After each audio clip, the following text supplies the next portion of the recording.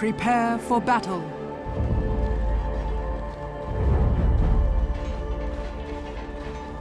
And then there was two, that's right, Capitalist, joined by Cinderin here. We kicked Draskell out because we felt like his performance really wasn't up to par. He was too old. Yeah, that's actually entirely it. We don't want to be ageist or anything, but that's actually the truth. So we're going to get into our next game. It's going to be Team Liquid, 4C and L. Everyone's siding with 4C and L's draft. And I'm with them. I don't really like the silencer support, but I will give credit where credit's due. Silencer support is a good counter, I feel, to the Winter Wyvern and the potential initiation of the Slardar. I particularly feel it's really great versus Wyvern.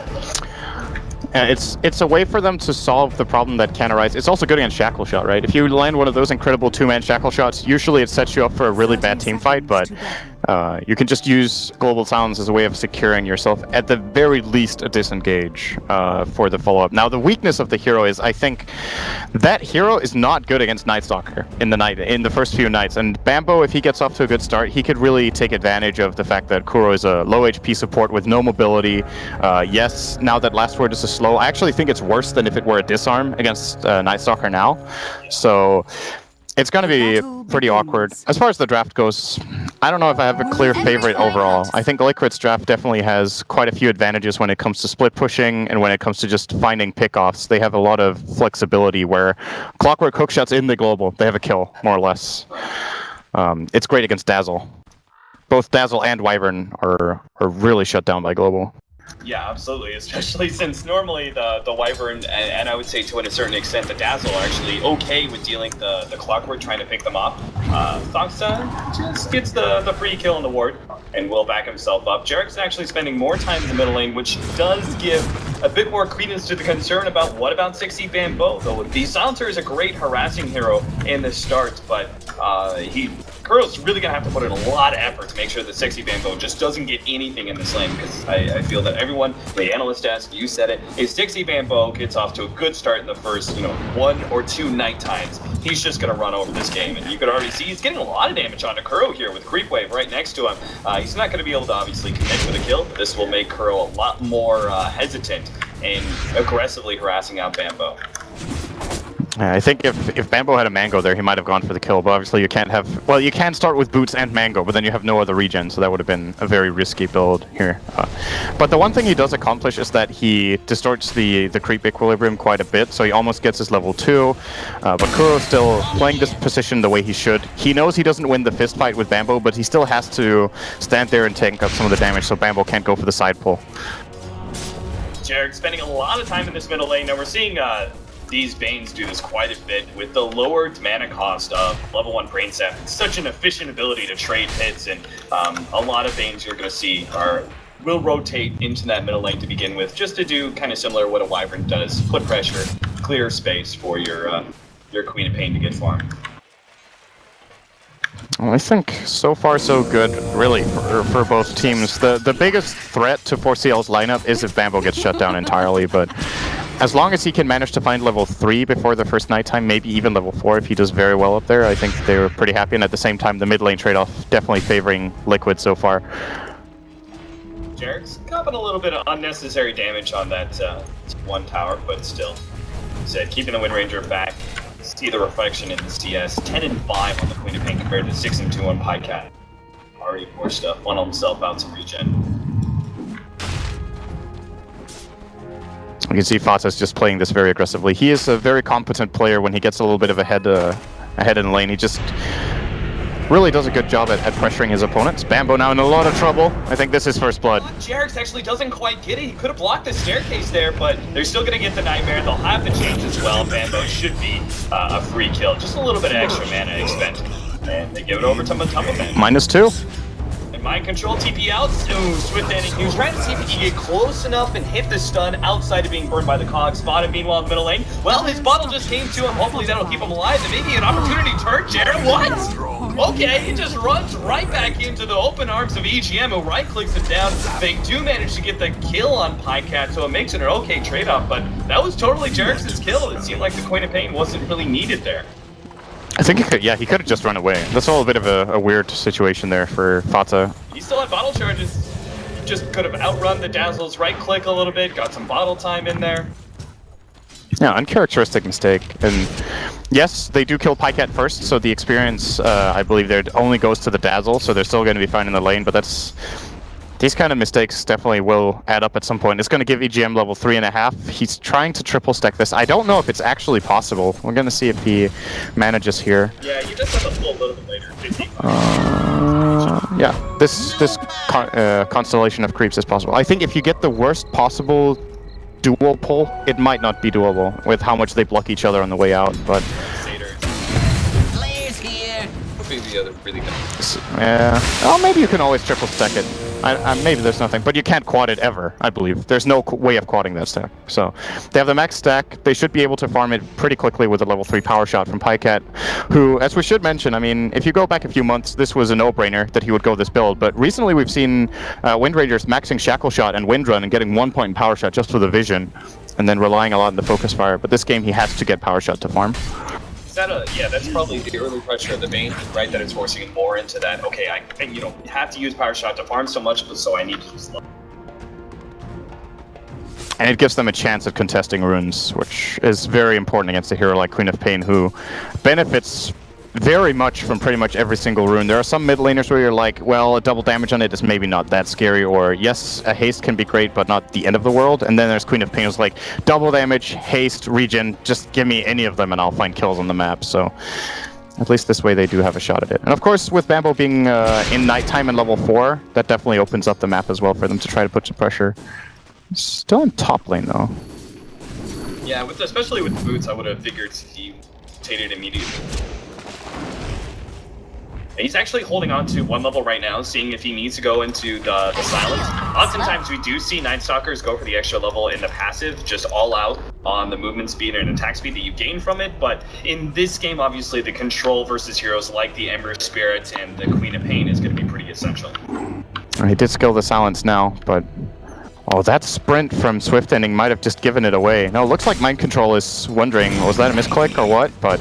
Now he's silenced up, he won't be able to get on the boss right away, he'll get the stun, all the nukes and Mind Control, he knows he's dead now. So great play from Sexy Bambo, the silence obviously coming in the clutch. Against 2 different melee heroes, the Cogs would have ensured that Mind Control lives, but that long duration silence allowing the Slaughter to close that gap to get the kill. Such a good skill point. 5-second silence at level 1. Incredible value. And now they might actually try again. Oh, he actually chose to TP into this. Mind Control is just done for Swift Ending. He's going to be able to right-click him down with the amplified damage, or maybe it's the Night Stalker. Sexy Bambo held in bay by the better result. He's actually getting the bottling up. They will get the kill eventually, but Sexy Bambo, he realizes that he's dead as well. He's just going to try and lead them on a merry chase, but the tower right-clicks are enough to get the kill. Wow. There's been a couple of weird mistakes in this game. First, Thoughts' death, and now this one where they basically just needed to hit him once more, and I think Swift Ending thought he had the hit in, and then he got hit by Battery Assault that canceled the attack. And I think Bambo wanted him to have the kill, so he canceled his attack. And then he has to dive into that really awkward situation, so that's very unfortunate for Clovers. The faster you get that tag on the Slaughter, the more aggressively you can play with the Slaughter. Yeah. The Night Stalker combo, where you just go all out for pickoffs and kills. It's still a very, very even game right now, though, and in my opinion, this favors Liquid, who just need to get through the first 1 or 2 night times without too many casualties to this offlane Night Stalker.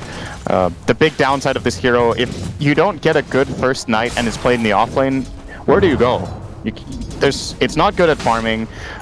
It doesn't really have that much versatility during the day at all. And he's not even level 6, so when minute 8 cracks, they just know, okay, Bambo is very, very weak for a while.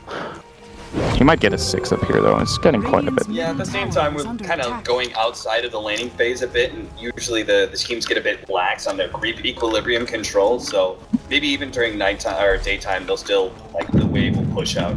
Maybe you can pick up that level 6 nonetheless. The Queen of Pain currently rocking the Invis rune is looking for the pickoff in the middle lane with the help of the Silencer, but may have to go into the jungle instead. Mind Control locks out the Winter Wyvern. Although obviously not level 6, can't really do much about that. Denied. Double damage. Finding all the runes to allow him to win fights, just not finding the fight itself. This is a good read from 4 Clovers. I think they're getting suspicious because Kuro is mid, so Queen of Pain has to be somewhere. It's not likely she's doing stacks because they would more than likely give those to Ember, and of course they've seen Kuro being in lane top almost all the time, so who would have stacked? I think the Bane has been moving a lot as well, so... Yeah, they're just, like, out of the mid-heroes, Queen of lesser ones. Trying to push for stacks, much more likely to be looking for ganks. There goes the Darkness. Bambo using it essentially to farm here. It doesn't feel like there's many ganking opportunities, so he just buys himself that 50 seconds window that should give him 2 creep waves and his phase boots. So not too shabby, honestly, compared to how this could have gone for the NS this game. Cat, Kuro comes forward, but nothing's going to happen here. Easily able to win run out. There's any attempt to go on him. Mind Control does have his level 6 though, and we may see him rotate around, or maybe the supports will go to him. They're going to be able to jump onto Mind Control here. Hook shot, trying to buy enough room for the Cog. Doesn't quite get it. Still though, he's locked him inside the Cog for Fada to get the double kill. Very, very nice there, getting that hook shot off. Allows him to get the cogs, like you said, and they do find 2 kills. They even rotated down their 2 supports now with smoke, but they're basically showing up to an empty lane because Fada already took care of business. But this could be a push. Get the shackle shot, doesn't quite latch, and the top of man is now fine. In fact, he's willing to make the turnaround here. See if he can't force something out of 60 Bambo, has the escape necessary, at the last second throws it out. Forces the TP from the Night Stalker. Meanwhile, middle lane looks like EGM's gonna be ganked up. Jerix has got the sleep, they have the silence to combo with it, but they really need a core to make sure they can get this kill. Sleep first, they're gonna have to go underneath the tier 1 tower, but Mind Control's willing to make that committal. EGM gets off the Shockwave and will buy himself some more time, but it seems like there's just no real escape for him here.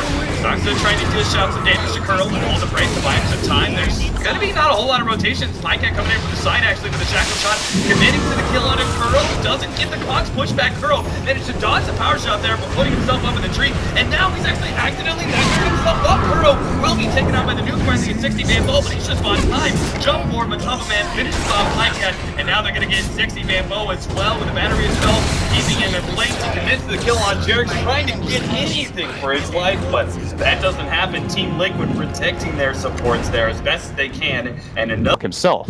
He's just going to keep you busy. If you engage on Clock, you know you're going to get global. If you engage on anyone else, if he gets a hook shot and a cog, even if it doesn't cog them in but just knocks them back, it creates a path for them to escape through. So there are a lot of problems that 4CNL have to overcome here, and I think there's no other way of doing it than landing some really, really key spells at the perfect timings. Like 80% isn't going to cut it this game. I don't like this game. If they manage to get it, Mind Control actually backs up the right time, but, you know, following that up, the disruptive force of the Clockwork is going to be potent for Team Liquid, even more so if he can finish up that quick blade mail, which I believe that's what he's going for, holding on to 900 gold, trying to... No, it's a force staff. Okay. Jump in here on the EGM. They try and pop him, but manage to get up the Shotgrave TP, and they've got no disables to stop that. They still force... They force the TP, they force the Grave usage, which is a pretty long cooldown at level 2, so, well, he can't TP out lane, so I guess it's going to be ready when he comes back anyway. But it's a lot of time invested, and wow, this is super ballsy, and also super unpredictable for Liquid. Oh, but Samba Man, I'm sure he's going for the rune. But if he just pops his head in there, it would be so disastrous for 4CNL, but doesn't look like they're going to find it. 4CNL's very atypical Roche attempt here between the Focus Fire and the Amplified damage. They've got the damage between just 2 heroes in 12 minutes in. This is very high risk, high reward, and... Sox, he looks like he's dead here in the top lane. Fada's gonna catch him out. But Roshan? Yep. The rest of 4CNL jump inside the pit knowing that they can commit to it. Take that agent, especially if there's Keen of Pain committing to the kill at the top lane. So, immortality for our win range. It's actually crazy how that Roche attempt, if a rocket flies by, they almost lose the game. That's how risky that play was. They will get 2 heroes caught most likely, they will lose those, they will lose the Roche. But sometimes taking big risks gives a big reward here, and this kind of puts them back into the game where I think now they need to use this Aegis on Pycat. He needs to play super aggressively, soak up some spells, which in turn can open up for the Slaughter and Night Stalker. 5-9, 13 minutes in. Take a look at that net worth and see where exactly we're at. See the top 2 on the board, of course, being the Ember Spirit and the Queen. But feeling like the lead by Team Liquid is pretty decent, 2K. Dire's bottom tower is under attack. But that can all change with just one good team fight being forced by 4CNL. I think Liquid might just try to wait out the night. Or if a fight happens, they want it to happen at their tower. That's where Clockwork and Queen of Pain can really get a good angle. Fata has an invis though. okay, maybe they can actually, especially with they force a TP in the middle lane. They know this is a perfect opportunity for them to play forward here. Counterwards are being laid out though. EGM will actually take the ward, but Queen of Pain, she doesn't really care if EGM's alone. They can get this kill. Sonic Wave ready to go, but EGM, Shackle Shot actually controlling him. EGM's going to try and get out as much damage as possible. Global Sounds making sure there's no follow-up. Now, missed hook shot, but it doesn't matter. Pycat's going to lose that Aegis, and now do they commit further? It looks like it. Mind Control throws out the Cogs battery assault as well. Pycat's going to die a secondary time here, or anyway, 14L can respond. Now the Window's first on the bottom with the amplified damage. He just gets blown up. Swift ending. Now sprinting himself the hell out of there. Jarek will be taken out by 60 game on that double damage. Mind Control going to be the next target. The Swift ending has another stun, but a Cog pushback finds himself the space and will be able to TP out in time. It's just Matumba Man left to 60 game bow, managed to get the nuke on him. He's out of mana though, no more silence. So Matumba Man, especially with his model, will have the space to get out. This is a pretty good response from 4CNL, all things considered. They lost 2 or 3 heroes before that even started. I think they lost 2, right? They lost the Wind Ranger and the Dazzle, and they still show what their lineup can really do during this nighttime. When the abilities are used already and on cooldown, just that one Winter's Curse and then Slaughter and Night Stalker laying into targets and being hyper mobile makes it difficult for especially Ember to have a big impact in the fight. He spends the entire fight running away from a Night Stalker basically. But at the end of the day, he's also laughing all the way to the bank, right? Because he's got 100 CS right now on the Ember, so he's keeping up a really good pace on farm, and they can't keep playing this way against the Ember. At some point, he's going to get way too strong for them. Radiant's bottom tower is under attack. 2 heroes pushing out the top lanes for 4CNL right now. Pycat. So, okay, whoa. This is not going to be the Aghanim Citadel. It looks like he's... Oh, Kuro. Jumps in, Swift ending. Amplify damage. It's just so easy to kill a support like that. They'll get out before the TPs come in. In fact, Clockwork even cancels that. Is that a minus or is that a Maelstrom? Then the Maelstrom would be more normal, but it's been so long since I've seen that on a Wind Ranger. It is Midas flying out. 16 minutes in.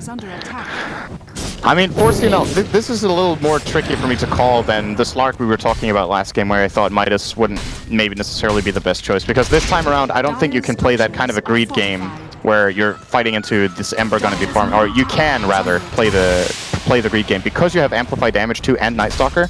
All of their 3 cores actually can become really strong in the mid game this time around, so it might open up for an opportunity for him as we get the tower trade. Kind of like it. Yeah, he's right.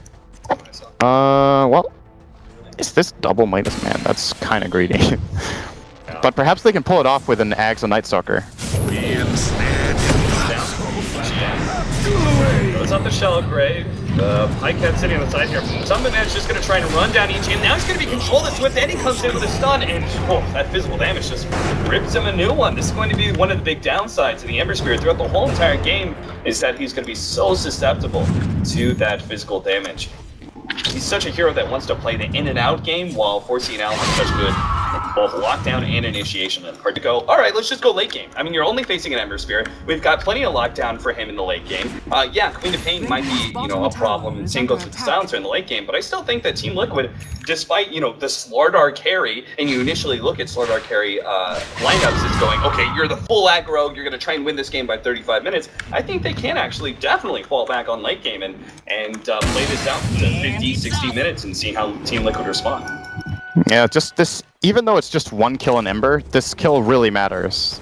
It was starting to reach a scary point where he was simply just getting too much and would be able to get far enough ahead that should he die a little bit later, he would still be ahead of the curve, but this slows down his itemization. I am actually curious to see if Matumba Man goes for the Battle Fury first, or if he is considering a first item Linken's, because this lineup is actually terrifying for him to play against and will give him a little more space, but it's tricky. At the same time, what do you do? If you get a first item Linken's, you don't farm fast enough, so he's kind of stuck in a position where he might have to get it. It's a big item for Fata.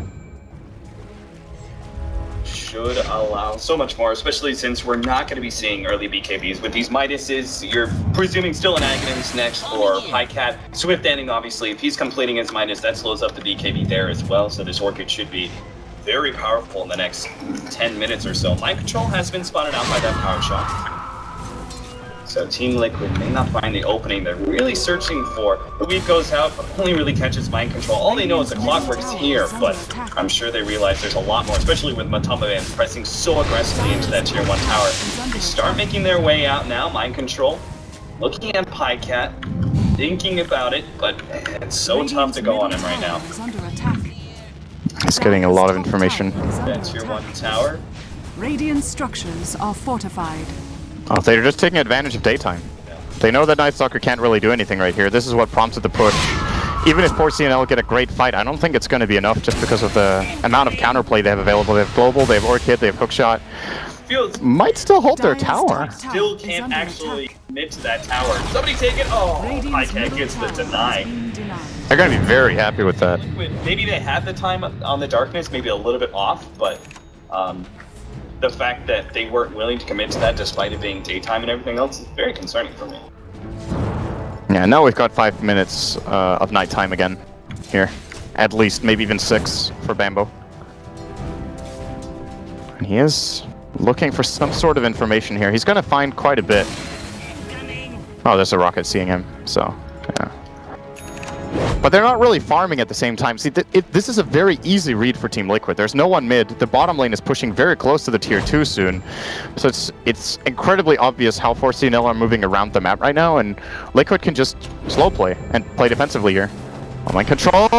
Oh, Force Staff gets some distance, and they will be able to control Smith ending a little bit more. Hookshot turn around, but he just gets blown up by the Dazzle. Now the Winter's Curse on a Matumba Man, but there's no follow-up with the Global Sound. They can come in for this. Swift ending's going to be target Sonic with his EGM on the side as well. Soxa running forward here, straight into Team Liquid. He's going to fly himself over the trees, trying to make himself the target for the rest of 4CNL to escape. He goes back up onto the cliff. Don't tell me he's actually going to be able to escape from all this.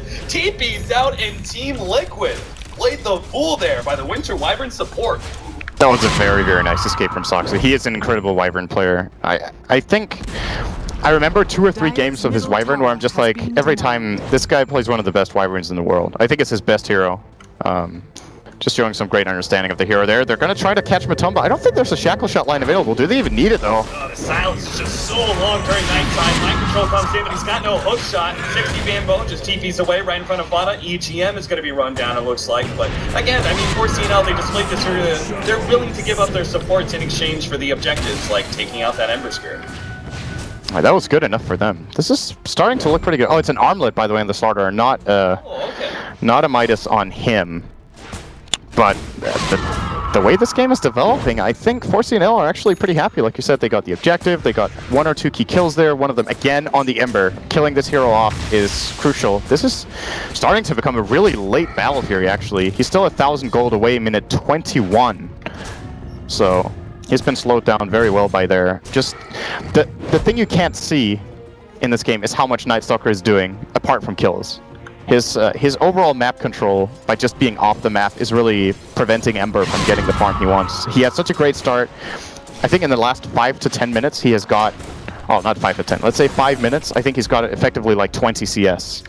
Just because this Night Stalker really keeps him at bay. Hookshot misses out there. 60 Bambo be able to escape. But even then, the hookshot, I mean, there was a fair number of 4CNL heroes around. I'm not sure if Mind Control would have been happy actually hitting that one. It's going to be 4CNL with the nighttime that they have to be pushing into that tier 1 tower. Should be able to take it, I feel, with ease. Yeah, Global is up again though. Sonic is up in 5. Liquid have the tools to fight this, but the hookshot is definitely a big issue for them being on cooldown. Oh, Fasa went greedy! Ooh. Well, they get the deny. Top tower he would have been super dead if he got silenced there. Well, actually, he could have made the cute play of getting silenced and then silencing Night Stalker, and then either running into a blink or just trying to TP out. But I think Slaughter would have caught him in either case, so... Making the right call, backing off from the tower. And I feel like it's smoke time. Like, there's gotta be a smoke at some point now. The map's just too silent. It's starting to get really late from Matumba. Minute 25. After the start he had, he's not going to be feeling good about this. There is the smoke, by the way. It was about time. Like, the map is slowed down too, or the game is slowed down a little bit too much. There is definitely openings to be had, and Liquid are maybe not finding the one they want here. Actually, the smoke's just going to break. It's going to be so big, the Fiend's Grip immediately stopped by the Shackle Shot. 60 Bambo still going to be the target with the Global Silence, but Team Liquid realized this is not the fight they want to take anymore. They're going to jump out. Let's see what 4CNL can catch. Looks like Jerix will be the first target. No, Team Liquid actually can turn a fight on this Jerix scenario. Looks like, well, jump in, and get the Winter's Curse right after the hook shot. Still controlling, but it's actually going to be taken out by the Shackle Shot. 60 Bambo hit the sound of Sonic Wave over the top of 2. Podcat's still very much alive until Team Liquid now surrounded with 3 different heroes. The Cold Embrace only buys him time. Brainsap will finish him off. 60 Bambo couldn't actually get to Fada in time. Fada escaped with just 50 HP. 60 Bambo is going to be run down. He's got plenty of magic stick charges and will look for the TP on the side shop. Looks like Team Liquid are going to turn, maybe take Roshan here, but they have a really bad Rosh taking team, so... Yeah, I don't think that's an option. But they're happy with this, obviously. They got 2 kills for none, and Clockwork is just godlike in a position like that. That's like the best area on the map, 24 minutes in for Clockwork to fight. He's dead. Greedy bastard, you're going to be caught for that one. Is over. I think he was like looking at that Aghanim Scepter and he's going like, oh, I just need 1 or 2 creeps. If I can get those creeps, Aghanim Scepter for the next nighttime, we're good to go. But that allows Matumba Man to find an additional pickup, and there's that Battle Fury we're searching for. Yeah, he's not, I don't want to say he's very much back in the game. He's second on net worth. It's not that bad, but he had a start that could have catapulted him into an incredible later portion of the game that we are approaching pretty quickly here, but still, it's probably good enough. And in a way, I completely understand that 4CNL wanted to chase that, because what they essentially got was they had Fiend's Grip used and they had Global used, and the only thing they traded for it was, I think, Shackle Shot. That was the trade they made. So they felt like, wow, these are 2 really big ultimates on cooldown. But the one thing that's more important than all of these cooldowns is the positioning. Yeah, speaking of positioning, Jerix is in a pretty awkward one right now. I'm not sure, like, I think he stopped his own TP. I'm not sure if he intended to do that in order to sleep himself because he was like, oh, I'm just going to get stunned, or... I'm sure that can't be the case, because even then, if he dodges the stun... I have no idea what just happened. Yeah. Oh, it's... I don't think our Slaughter had the blink. He gets a little bit of a bonus kill here. That's a freebie, and probably... I don't know if they can push the tower. This Bane is respawn. I definitely think that is what Fada is thinking. They need AoE armor against this Radiant lineup. It's all about physical damage come minute. Well, actually, what we're at already, like the Power Shot and the Splinter Blast is starting to lose efficiency, whereas obviously the Slaughter is gaining amplified damage levels. They're starting to hit hard with the Wind Raider physically. There's a hook shot, and Bambo's dead. He's trying to get some sort of damage over the cliff. Will be able to get it. Looks like they will be able to get the kill without 4CNL forcing any sort of counter engagement. And Kuro actually keeping the Global Silence alive is going to be big. I mean, 4CNL, even once the Night Stalker comes back, that nighttime's going to be fading soon, the artificial nighttime. I'm very surprised he popped Darkness. You gotta know there that you're just super dead and can't get out. Or was he stunned by anything? You mean... he was chained, right? They didn't pop the Fiend's Grip or anything. Yeah. It was just... I'm wondering if he could have hit the cogs twice and run out, and that's why he cast Darkness, so he got the attack speed for it. I mean, that is a possibility there, but I think the chains just kept him in place for too long. Yeah, and if he gets like just a little bit far away, then... Ember just chases. Well, you've got the Dazzle and the... That's true. Wyvern. If he just gets back to his allies, if he felt confident enough. And, okay, never mind, because it's actually going to be Natural Night anyway, so it's not that big of a loss. Natural Night is kicking in about 2 or 3 seconds here. First step forward, misses that one in GM. Speaking of that, I wonder why in Source 1 and in Source 2 alike, it's been improved a little bit, but the timer is not exactly 4 minutes, you know? The nighttime just kicked in at 28:04.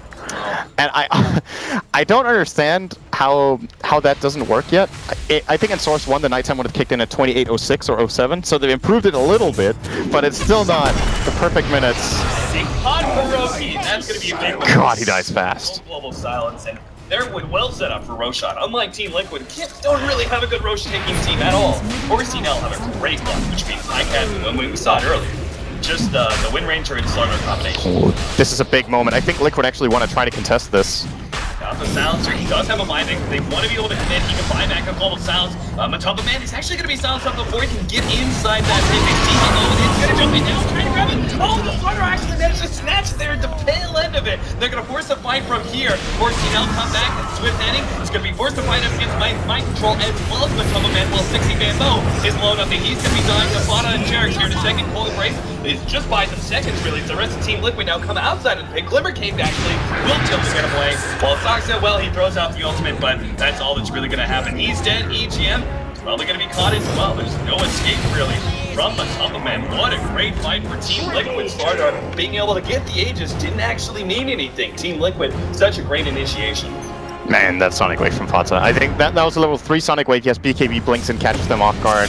The Night Stalker, I think Bambo in that situation probably making the wrong call. They're 5-on-4. At that point, I think you just have to bank on the Sounds for not having buyback global, but he exposes himself up in this position where he essentially just gets locked down for the entirety of the fight in the beginning there, and then, well, it allows Fata to very easily get in and output, and the Night Stalker kind of a non-factor. Of course, also the Clockwork doing so much, and did that coincide with Weave ending? Because I felt like Matumba did a lot of damage too on his Ember. Yeah. They timed it perfectly no matter what happened, at least that's for sure. Yeah, I think he got some lucky crits off, because I felt kind of the same when he was dishing out a lot. Kuro is going to be the target here as 60 Bambo comes down. Oh no! He comes forward, he just has another kill! Poor CNL, very happy with that. Would have been just a one-off silencer. Gets the Queen of Pain as well, a 2-per. Poor CNL will take the tier 2 tower. And now they see Ember. He has a spirit. It's in the river. Alright, he's alright. Yeah, that's a really big loss. I think once again they could have maybe fought without Kuro. Fata would have... Oh, never mind. Sonic is on cooldown for 20. That's their most important ability right now is the Sonic Wave. It's what's winning them fights. So I think they might have had to give this up anyway, just in a 5-on-4. But they get more than what they came for, and they might just keep going. It's like a very risky play. Something that's perhaps not worth it, but maybe they can force the Queen of Pain buyback and still get out in time. Or they'll just jump on top of man, hookshot in. They also have a defensive sweep. Line control trying to get away. Winter's first. On him on top of man. They're going to feed script off the Winter Wyvern. He's definitely dead. Claudia hits a decent ultimate. Looks like it got swift ending as well. Already brought so low. He's going to turn and fight, but he knows he's dead. And now they'll hit EGM on top of everything else. And yeah, forcing out a fight that obviously wasn't worth it. They forced the buyback, but I think it was well worth it for Team Liquid. Oh yeah, for sure. That's not good enough. If they would have got the tower, or if they would have got a kill or two in trade, they could have been okay. We forced the buyback, but yeah, they're just not in a good enough position for this to force these high ground pushes. Basically, the engage from Slaughter is what lost them the fight. He blinks in, and I can understand where he's coming from, trying to go for that key kill on the Ember, because if they get him and he doesn't have buyback, this all of a sudden looks very good. But the risk-reward ratio, you've just got to look at it. Okay, you're jumping on an Ember who has a Nightmare on defense. He's got a Force Staff on defense from the Clockwork, and there's a hook shot, and you counter none of them because you're so far ahead of your team. I feel like that's just an inexperienced move here from Swift Ending. Farming up the ancients right in front of Highcat. He went... Did you mention the Force Staff on him instead of Blink? He's only going for that because Clockwork. Yeah. Else it would definitely be Blink. But just a mobility item in general here is very crucial. Alright, a little bit of pressure being put bottom, and they might just escape with this smoke coming out from 4CL and won't really catch anyone.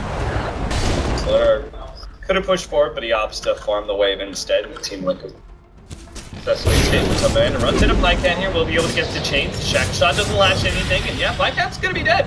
He gets orchid up, slowed down by the strike of the Queen of Pain. Oh my goodness, he's no!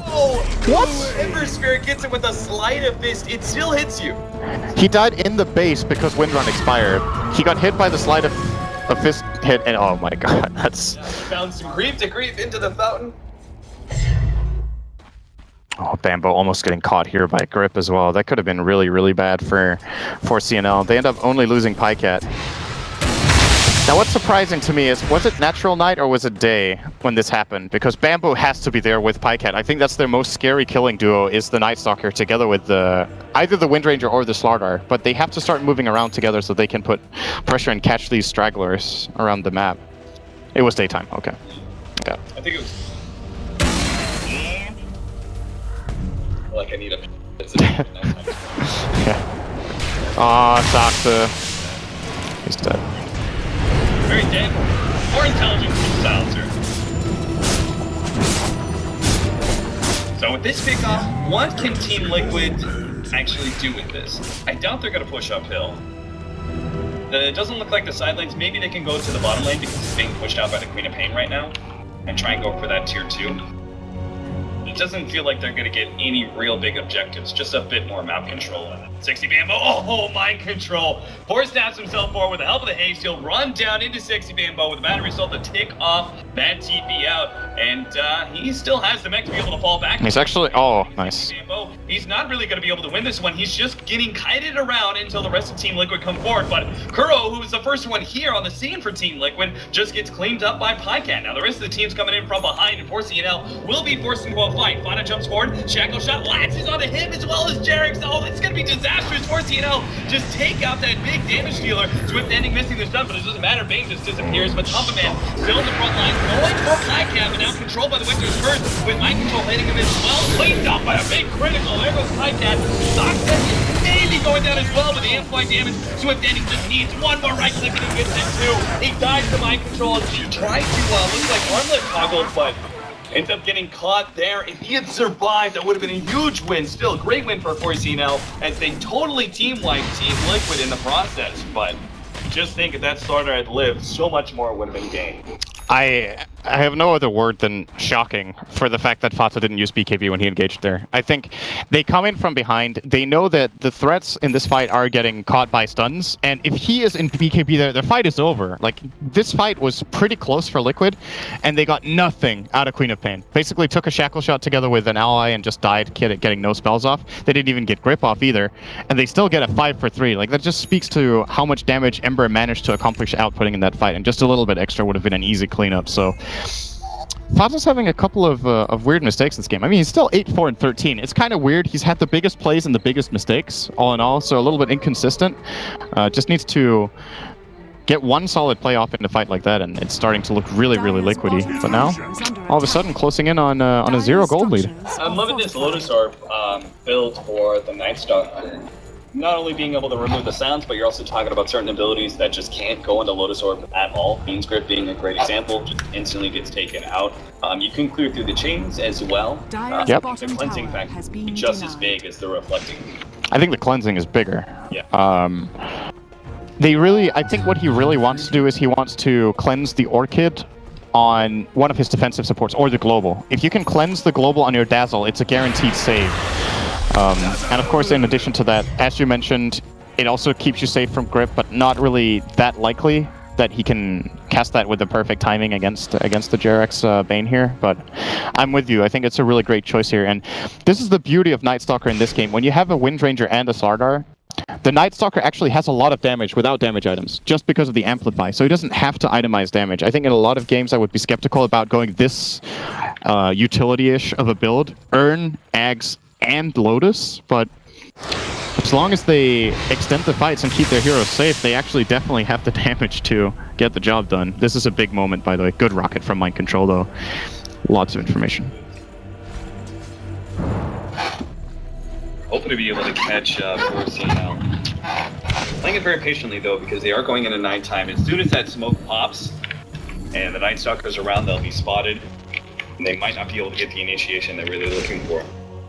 It's the superior vision of the Night Stalker that's going to set so much of these fights, especially if they're coming up the staircase here. It's going to be dangerous. 4CNL actually start backing themselves away. Global Sounds gets popped, and 60 Bambo just playing behind that Centaur as best as possible to make sure the hook shot doesn't miss. Now they're going to miss with ending. They're going to go from top of it first. They almost lock it down with the shadow shot, but it doesn't quite last. No, big Sonic Wave hits 4, but it looks like Team Liquid just full disengaged right now, as Matumba Man is no longer here in the fight. Curl's going to be left behind. Jump forward. Axel Swift ending gets his gun under Mind Control. He's going to be comboed up, but he gets the Shell Grave state and shadow shot on the left-hand side. Matumba Man is going to be going down. He's silenced up as well. There's no escape for him in Team Liquid. They put everything in one basket in that smoke gang during nighttime. They get spotted out by the frontline Night Stalker, and it all goes bad from there. I mean, it could have gone so much worse. Yes. With the shackle shot? That's what I was going to say. I think Liquid, as weird as this sounds, they should be happy with a 3-for-1, because honestly, the Global was completely wasted. There was no engage. I understand where Kuro was coming from, that he feels like, okay, they're engaging, or they spotted out our smoke, we're going to get opened on. But whatever could have come out in the duration before he globals, I think is not dangerous enough for him to immediately pop a global. And if they do that, they need to get the hell out of there. Like, they use global on nothing. They set up into a Night Stalker that has superior vision.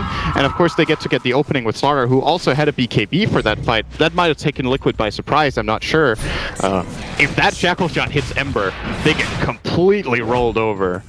So, ouch. This is probably a Roche too. What a great double damage rune for Pinecat, but we do have plenty of long-range contests for Team Liquid. They're waiting for their Slaughter. This is basically the moment where if 4CL win a fight, they get ahead in the game for the first time. I mean, I really like 4CL's fighting power right now, but I'm not sure about them taking a fight around Roshan. Specifically, them trying to do Roshan because you have the initiation of the Clockwork and the Ember Sphere. They need to be very fast on that initiation, by the way. This is going quickly, but... Man has the Spirit set up. Swift Ending already taking some damage. Hookshot in, they're going to go for Swift Ending first, trying to lock him down. Matumba Man waiting out of time, 4 steps away. And now the middle into the Aegis, but they've already picked up the cheese at the very least. The Aegis on the deck, it looks like Swift Ending will be able to pop the cheese, and they pick up the Aegis. Wanna then to take that one away. I guess going to be the target of the Beast Grip. Chalgrave to be able to buy him some time. Matumba Man locked down by Swift Ending right now. They're going to try and finish him up. They have 5 damage, but he's actually locked down for Winter's Curse. They take out the Ember Sphere, they'll clean up Mind Control next, 4 steps away. Flame goes down. They're being able to buy him some time, push back 60 man. Oh, can't quite get to him until the long range suit slaps in the end. EGM's held in by New York, but they need to try to go for 60 man instead. Help out their buddy Jarek, who needs to pop the Clever Cave in order to get away with it. Oh, the Shackle! He's actually keeping away. The Shackle comes in from Pinecat. He goes on to bottom, blinks himself away, gets the kill on the Night Stalker, but he can't retrieve the gem, and Team Liquid may even lose footing here. Jump forward, Pinecat sees him, runs him down with a wind run. The Orchid goes out, but that's not going to change anything. He's just going to be running out. Right click, blinks away, just the side power shot.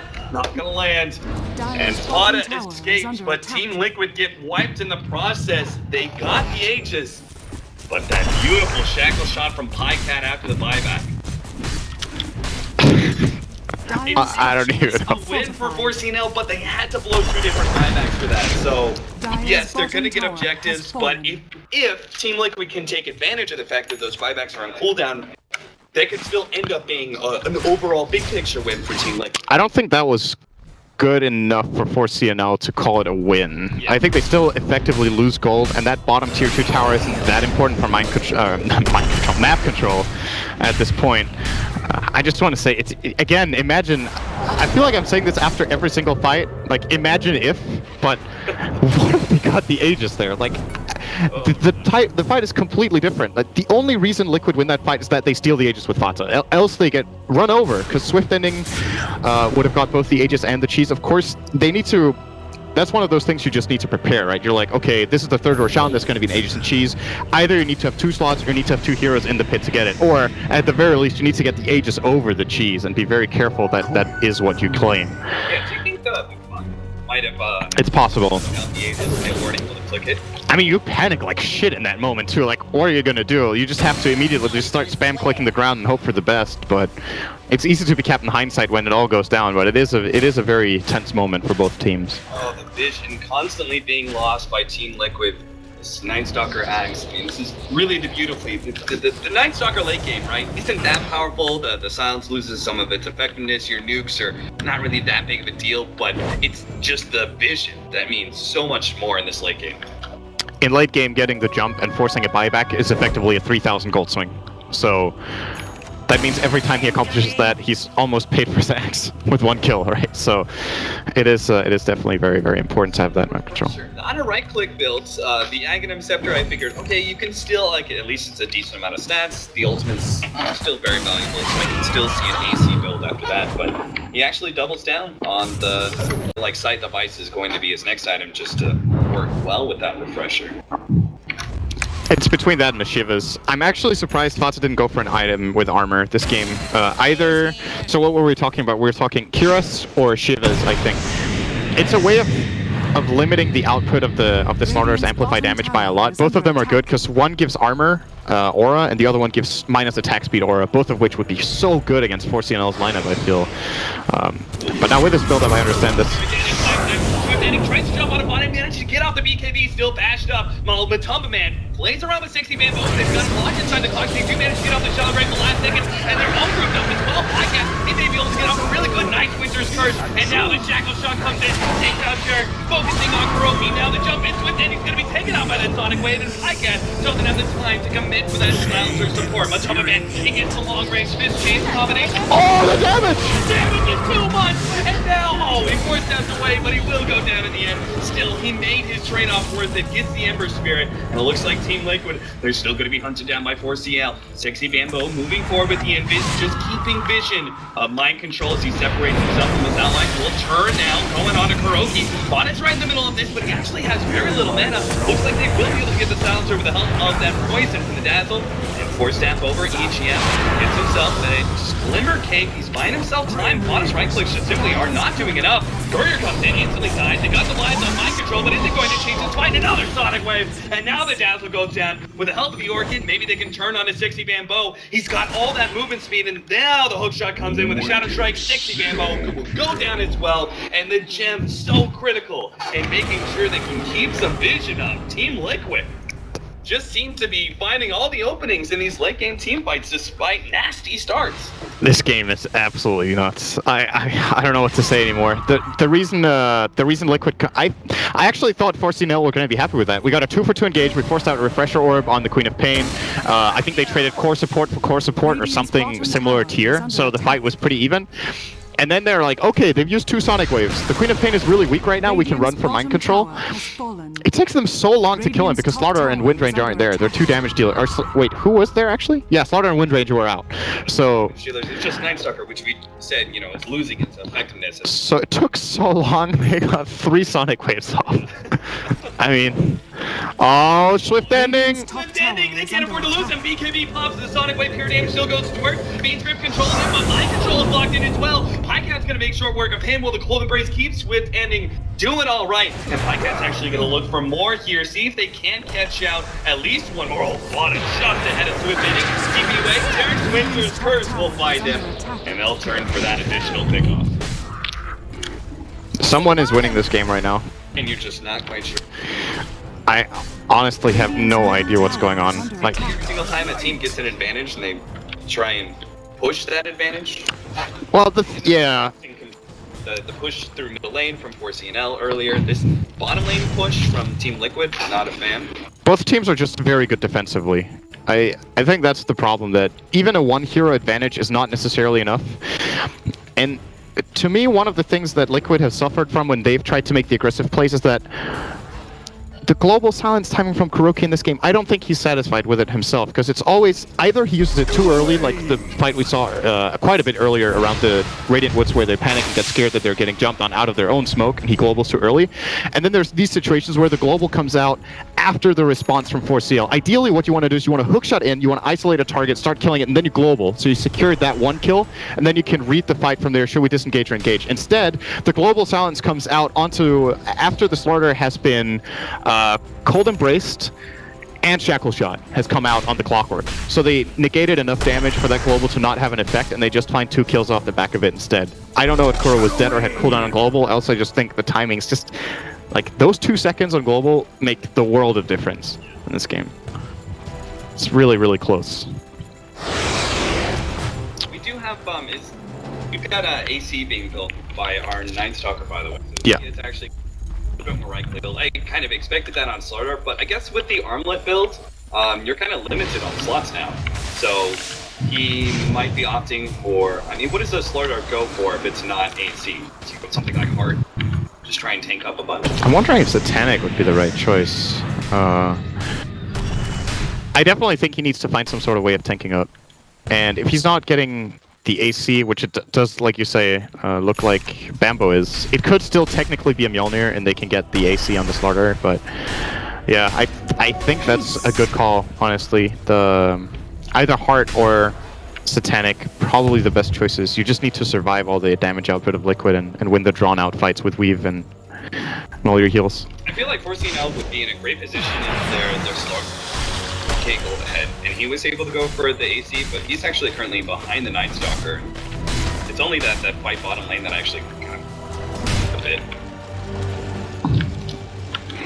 The other thing is, we haven't looked too much at the graphs in this game, but just the gold graph has never been more than a 7,500 lead for the Dire. They've had an experience lead of about 15k, but I feel like it's dangerous to look at the gold in this game as well. Like you've got so much net worth on the Queen of Pain, and its relative strength to other heroes with the same net worth it's difficult to assess right now. Obviously, the 2 Sonic Waves are great, but at the same time, you just... Right now, I think 4CL could be twice as far behind on gold as they are, and they could win a fight 5-0 with the right jump. It's all about the engage, and the vision of Night Stalker is worth way more than all of his other items combined. It's all about the intel and how you play with it. Like the fact that Team Liquid, even Ambersphere, right? Like he's one of those heroes that can have a completely, very high net worth and still very easily have no impact in a team fight. Yeah. He's just the one. He's always going to be so fragile, no matter what kind of build you go for. Oh, Matumba, man, you just spoke of him. If he gets Blink shackled here, he's in a lot of trouble. Or Blink crushed. There's a good ward, though. They're trying to avoid the vision of this ward. This is a great play from 4CL, but I think, yeah, Liquid know they're up to snuff anyway. No one is in any lanes. They pop Darkness. 20 seconds left on it. They're sticking around. They're gonna go for Burrow first, take on the global side. He gets defensive play from April. Yes, he can still get it off. The Queen of Painter's already taken on the Wind Ranger. That's a huge win with Swift ending. Locked in on the side. This is gonna be disastrous. Forcing it out. And Swift's first goes off, but where's the damage dealer? He's hurting. Oh, Matama man just barely gets away. He's actually going to IGM now. He's gotta be careful. Only 200 HP. Even the supports can take him out. But he does manage to get some distance, and EGM will go down. TP out is complete for Winter Wyvern. But they got to take 2 damage dealers, so the Wind Ranger just was gone instantly thanks to the Sonic Wave in part from the Queen of Pain, and then Mordor locked into a very nasty position, partly thanks to Jarek and his great response with the defensive sleep. I think the play in this game is to not engage. He's engaging in a fight, it goes bad for him. I thought that was going to be I did think that was going to be a really good fight for 4CL, and I'm not sure how Pycat instantly died like that. Did he get double Sonic Wave plus a crit from Ember or something? Because they Blink crushed the Silencer. I think it's a very juicy target, disallowing him from getting the Global off, but like you said, great defensive Nightmare. Still, I was missing Pycat in that fight. He did nothing. He popped BKB and died immediately after, getting absolutely nothing off. No Shackle Shot, no Focus Fire damage, just vanished.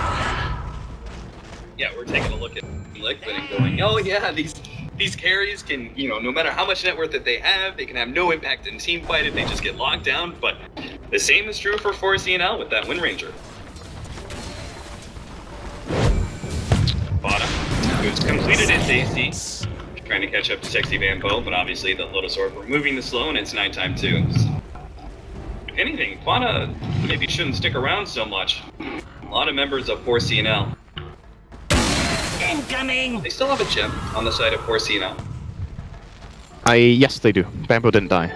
Double damage! Oh, well. Yeah. Should they go? I mean, I don't know. They're fighting against Aegis and Cheese, so all Dota laws dictate that if they engage right now, they probably lose the fight against Aegis and Cheese. But you know what? This game has not followed the regular rules of Dota, so they don't care, and they're going to go for it. Shot, BKB activated by Fana. He's gonna be global silence up, and they're actually gonna control Pycat. Fiend's Grip on the left-hand side, going on to Sexy Bamboo. Fana turns, and Swift Ending is in a nasty position here. Just gonna be run down by Matumba Man. Swift Ending is gonna turn on Matumba Man, but can't get the bashes. The damage is too much. And Sexy Bamboo trying to get away from Jarek. The silence will wear out soon. They'll be able to get a sleep. Looks like EGM is just gonna turn and embrace his fate, right? At the very least, the the Night Stalker does escape with the gem. Okay, this time there was some logic to what happened, but it really, yeah, it seems like the really determining factor is whether Pycat gets a shackle shot. And that was a very awkward position because the angles that you would usually go for on a shackle shot there involve him blinking in aggressively and catching Fata off guard, and then the turn rate becomes a problem because he blinks from below. So you need to blink from below, then turn, and then shackle. That gives Fata an extra half a second to react, and that's enough. So Radiant's top tower I don't think the play there is to engage with the Wind Ranger. You have to blink crush with Slaughter. Top tower has fallen. That should actually be faster in that moment, and you get the fight. Now, Liquid feel confident. And Team Liquid, still 2 heroes down for another 25 seconds.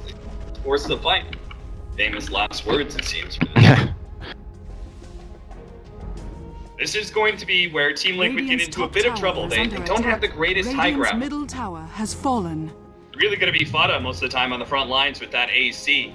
But even he's pretty susceptible to these nukes. The harassment comes down from Untumble Man. But they can't actually... The amount she can actually heal with just the Vlad's lifesteal is really good. They're kind of missing it in their arsenal, and now that he's getting the AC, maybe you could get it on the starter. I just think it's incredible value right now, or maybe someone like the Dazzle or the Wyvern could get it, or even the Night... Yeah, well, Night Stalker I already mentioned, so... Yeah, they don't have Guardian Creep. They don't agree either. That's true. Just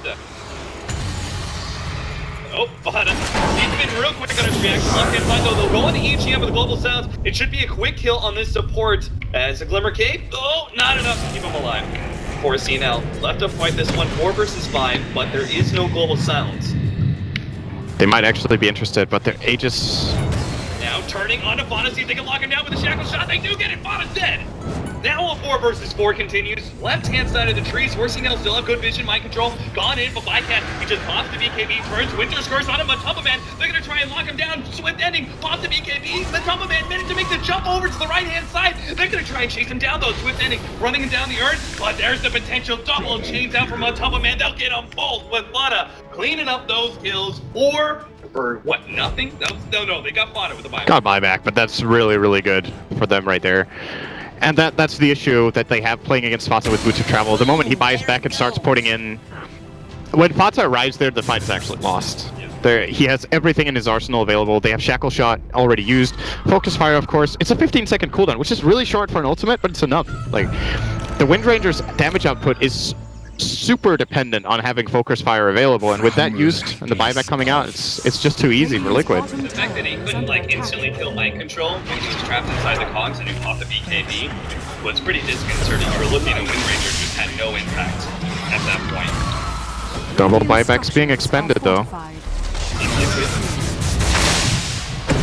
Stick around, they know Pycat hasn't bought back, and at this point, he either doesn't have a buyback or they're really committing for the next 20 seconds. Oh! So God, he's gonna be taken out immediately. Now the White Ranger's on underneath the Desert Comics. Spawn has already gotten off one good ultimate, Sexy Bambo. The balance does go down, but they finish off the starter. And one score hits the Night Stalker as well. And it's only the supports who start banking themselves away. Every Spirit will buy back. It's Team Liquid going all in for this one. They'll get at least the later rank, but they could probably go middle as well, knowing that those heroes don't have buyback, and it's only going to be a Wind Ranger as your damage dealer for 4CNL, and I just don't see how they're going to be able to actually take a fight. I still got to be careful. Oh, Pycat thought he was going to land that shackle. That could have been big. They're aggressively whirlwind, and the curse could be a problem. Nah, it's not good enough. Focus Fire with it as well. The defensive nightmare is out, and now the supports are in a bad position. Fada will clean up the Winter Wyvern. Hook shot hits the DGM as well. The support will know the Winter Wyvern buys back, but again, it doesn't really matter without the Winter's Curse. This is going to be Team Liquid taking Mega Creep, and 4CNL can do nothing but watch. Yeah, this is the end of the game. It took a very long time and costed a lot of buybacks before this actually happened, but this is so crazy. You know, we're sitting here watching the game, and we're not completely sure what's going on. If you're playing in this situation, it does just become very chaotic. But I think you had a really good point about itemization. I think Greaves definitely missing. It's a way of purging silence for one of the supports naturally. I think they could have got it on either of them. Or they could have got duels to try to serve the same purpose, perhaps. Then we also had the Vlads that I mentioned. I think either Slaughter or Night Stalker should have got. But more than anything, it's just... I don't know if those items would have been enough. I think it could have helped. But it was more about the decision-making, and at the end of the day, it's about who's most clutch. Shackle shots and crushes versus the defensive abilities of Liquid, and Liquid just outskilled them a bit toward the later fights. Yeah, it's got to be rough for 4CNL at this point in time, because you're looking at that match against Team Empire, and you're saying, okay, they played well in that series. They definitely played well. It was just, okay, the Roshan fight was really bad for them. Upsetting, yes. And then this fight, I felt like this whole entire game, 4CNL were playing on point, that there was a lot of great shackle shots from Pycat, that the initiations and the responses from the supports were quite strong as well, but just crazy team fights back and forth, and the game goes against them. 4CNL really in a rough spot now in 2 games where it felt like, you know, they're doing well as a team, but they just can't quite cinch the win. Yeah, now their chances, you obviously need to get top 2 to move on to the double elimination bracket with 4 teams, I believe. So if they have draws against Empire, and they might be able to clinch a draw here against Team Liquid in Game 2, they've got their backs against the wall to have to get 2-0 wins. Draws are not very good in a format where a 2-0 gives 3 points. It kills tiebreakers most of the time, and you could say on the flip side for Liquid, if they get a 2-0 here, they're looking really, really good. Now, do you feel like oftentimes when you go into a game, you feel one way about the draft? Did seeing the game draw out all the way into the late game, did it change your mind about either team when it came to the drafting phase of who won? I think 4CNL's draft worked a little bit. Well, I don't know. I thought it was pretty even, actually, and the game was really even. The thing that's weird for me is that 4CL, after they got a really good grip on the game and they're